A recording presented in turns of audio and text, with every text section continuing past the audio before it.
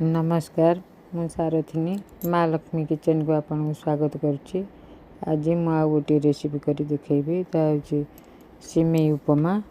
चलते ए स्टार्ट करवा देखा तापाई कौन मु सामग्री नहीं 250 ग्राम सिमेई नहीं एबे देखंतु तापाई कौन कौन सामग्री नहीं कि कटा पियाज नहीं सोरिष नहीं कि जीरा नहीं फाड़े लेंबू नहीं किछि गाजर को काटिक नहीं रसुण किछि काटिक नहीं अदा किछि काटिक नहीं आलू गोटे काटिक नहीं किछि फूलकोबी काटिक नहीं गोटे टमाटो को छोट छोट काटिक नहीं।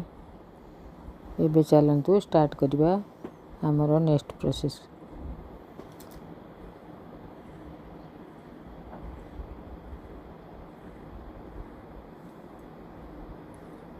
गोटे पात्र रे पानी देकरी बसई देली 2 कप पानी देकरी एक कप रे मु मापिकरी सिमेई नहीं गोटे कप। एबे पानी टी गरम हेले लूण पकई देली पानी टी गरम हेले ता देहरे मु सिमेई पकेबी। ये पानी टी गरम हो आसलानी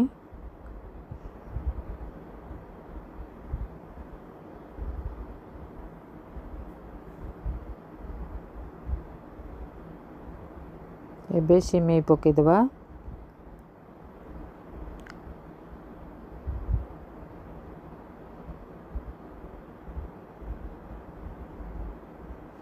सिमेई टी फुटी गलानी ताकू आमे छाणी दबा।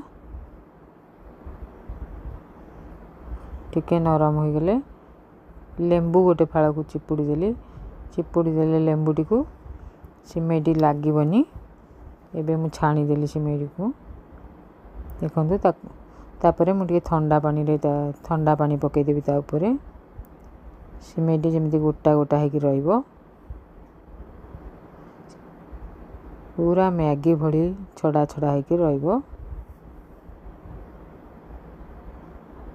एबे गोटे पैन बसैली तादेर किछि तेल देली जीरा पकेली सोरिष पकेली तापर कड़ी पत्ता के किछि पकेली गोटे सुखा लंका पकेछि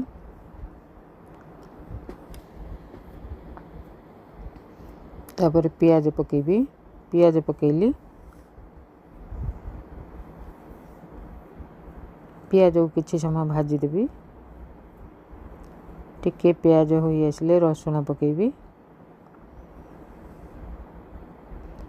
एबे अदा पकेली तापर रसुण पकेदेली रसुण टिके अधा हो गले परिवा गुड़िक पकेबी।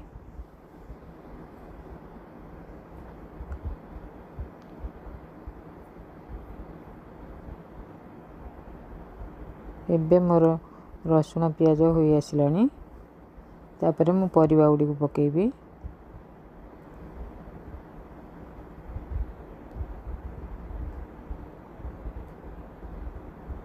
कंचा लंका गुटी काटिक रखी ताकू पकई देली टमाटो पकेली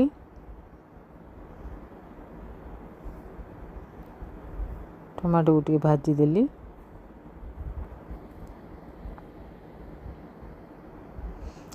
एबे गाजर पकई देली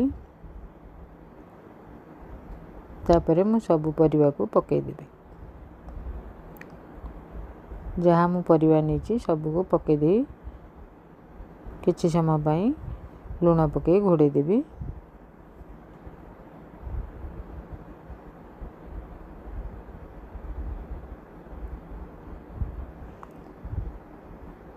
स्वाद अनुसार लूण दे देली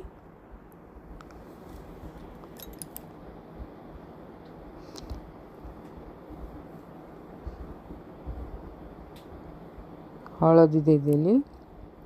एबे मु परिवाटी को घोड़े देबी किछि समय पाई 2-3 मिनिट घोड़े देबी अधा सिझी जीव परिवा।